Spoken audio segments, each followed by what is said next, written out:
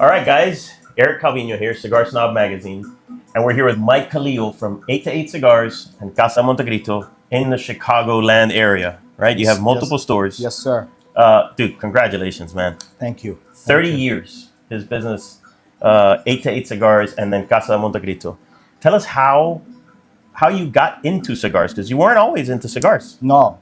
Actually, 828 Cigars started by accident. Even the name 828 Cigars, that was not my first name. That's not what I had envisioned for the name. But when I went to register the name 828 Cigars, okay, the names that I thought of, they were taken already. So as I was registering it, the clerk asked, "What time are you open till?" I said 8 to 8. And that's how 828 Cigars were born. Wow. As a name.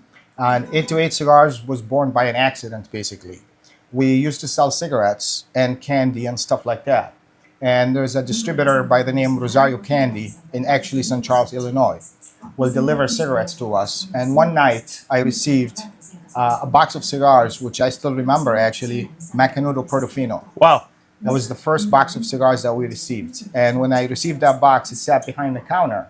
And people were coming to buy cigarettes, and they saw the cigars behind the counter, and they were said, "Hey, can I buy those?" And I said, "Of course." So I was selling the cigars at $2 a stick in 1995. So I had this old Italian guy, to give you more detail on the story. He walked in and he's like, "What is that back there?" And I said, "It is a a Macanudo Portofino." He said, "Can I buy him?" I said, "Yes." I sold it to him for $2. He came back the second day. He bought the rest of the box. So I was like, "This is a great business." Yeah. I'm selling a pack of cigarettes for $1.25, and the Macanudos are selling for $2. Yeah. So when I received the invoice, my cost was $3.57. So I was selling them at loss. So at that point, I You got said, a savvy customer yes, there that bought the yes. rest of them. So I increased the price to $5 instead of $2. When he came back, he was like, "What happened to $2?" I said, "Listen, here's my cost." He said, "Listen, it's a great price. Everybody's selling for $7. You keep selling cigars, I'll bring my friends over." And that's when I decided I need to know everything about cigars. I need to learn the aging process, the fermentation process. I need to learn how to store them, how to keep them fresh. And that's how 828 Cigars was born. And fast forward, we're here. 828 Cigar has moved 3 times over the years. And in this location, we opened in 2002, 2003. And it's been 30 years since the inception of 828 Cigars. Yeah. Montecristo, you guys came and interviewed us at Montecristo, opened in 2010. Yeah. And you guys came around 2011. Yeah. And fast forward, we had a really nice dinner that night. Yes, absolutely. We had a 5-course steak dinner. I remember that. And that was awesome.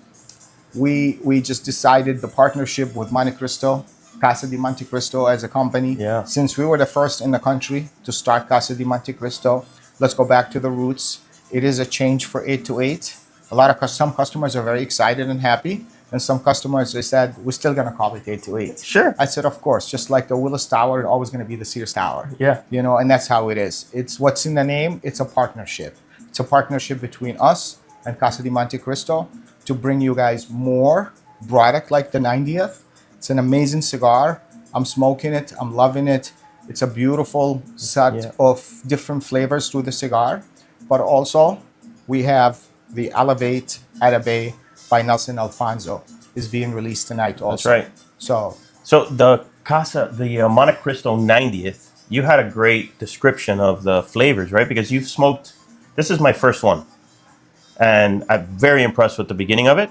But I loved your description of how the flavors change on the cigar. And what you said matched perfectly with my experience in the first part of the cigar. I'm anxious to see the second and third phase. But So, can you give us what was that description? what I love about this cigar, first of all, it is a very clean smoke. And that's usually an indication of aged tobacco. 100%. There's no ammonia in the cigar. There's no bite on the back of your throat or on the center of your tongue. It flows very smoothly.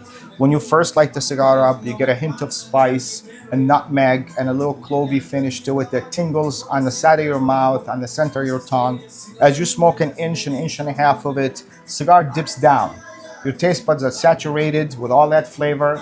The cigar dips down to a creamy, buttery finish. And then when you get past this band a little bit, it kicks back up. It gives you that more cocoa, espresso, hint of spice again happening. Cigar, I call this cigar a symphony cigar because it dances on your tongue. It goes from up, down, and up again. So to make a cigar like that, you have to have great tobacco Yeah. and great chefs making this recipe.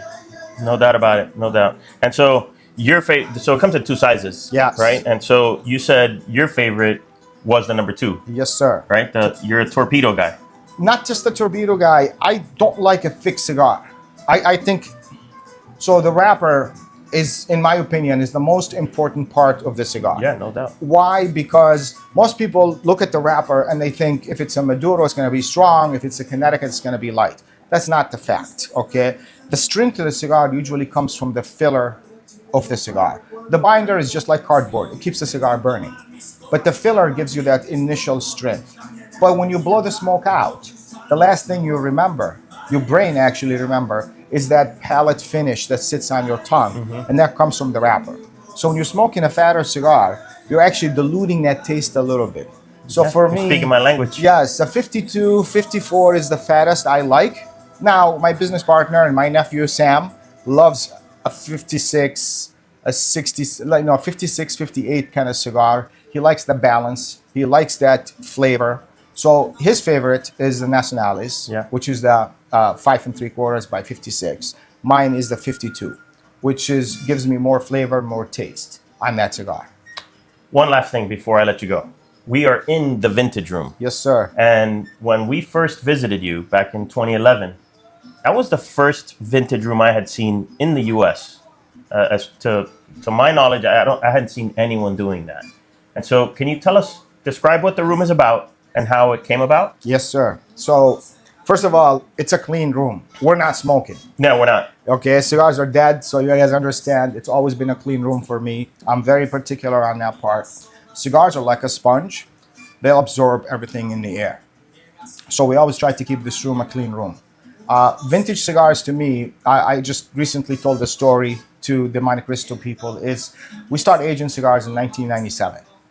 And we were at a restaurant in Las Vegas with one of our distributors who invited us to dinner. And the waiter came in toward the evening and he asked if we would love a vintage bottle of wine. And of course, we were not paying. The distributor was Yeah. paying. So we said, why not, right? So he brings new glasses. He brings the bottle. He opens it. He pours down. And as they're drinking the wine, they were just humming and moaning about how beautiful, Yeah. how smooth, how tasty it was. And that's when it hit me really, how can I bring this experience to the cigar customer? And that's when the light went on. And I said, I need to start aging and developing cigars. But did not know which one will age well, which Yeah. one would not. So A lot I of did experimentation, I dug right? more in research, the wrapper, the soil, where it's coming from, who's making it. Is it gonna sell 5 years from now? Yeah. That was a big risk that we took. So over the years, we fast forward to 2010.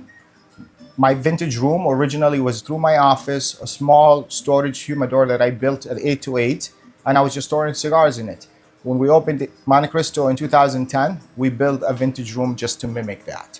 And we brought the product there, and it's been history since then. We brought over $500,000 worth of vintage aged cigars, and the consumer just loved the idea.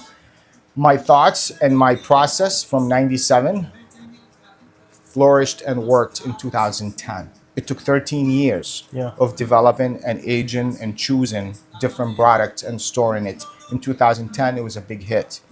When you came in, you saw that room was the most visited room in the store. Yeah, it was impressive. People were walking in and seeing product they haven't seen in 10, 15 years because it's no longer being made. And they were able to get that memory back. And Yeah. now it's on a different level. Yeah, and you're smoking a moment in time, and then you're able to do something that you can't do anywhere else, which is smoke the current version of the cigar versus Yes. the vintage version of And the that was cigar. the education part of it to incredible. other consumers. Why would I want to smoke that cigar but not that cigar? Why would I want to smoke something old? They did not understand that concept at the beginning. And then once they tried it and they saw the difference, how clean the smoke was, how flavorful. Because, when you make a cigar, 18 months of age, there's still some ammonia left in the Sure. tobacco. And that kind of masks the flavor. So when you release the ammonia, aging cigar is basically just releasing all the ammonia that's in the cigar and letting the tobacco marinate. And only time can do that. So when you store something for 5, 6 years, you just developed it, you took the ammonia out. Now the product is very clean. The flavor is more announced. If it's a little vanilla-y, it's gonna be more. If it's more floral, if it's gonna just be enhanced a little bit more. And that's where aging comes through, and that's where the customers start experiencing that. And now I tell you, I would say 60% of my customer want a vintage cigar. And that's why beautiful. we're releasing the Montecristo 90th here. It is aged tobacco. By smoking it, you could tell it's very clean on the palate. no doubt about it. It's very smooth. Nothing gives this but aged tobacco. And that's where we at. Beautiful, man. Well, again, congratulations, my Thank friend. you. Thank you. And to 30 more. 30 more.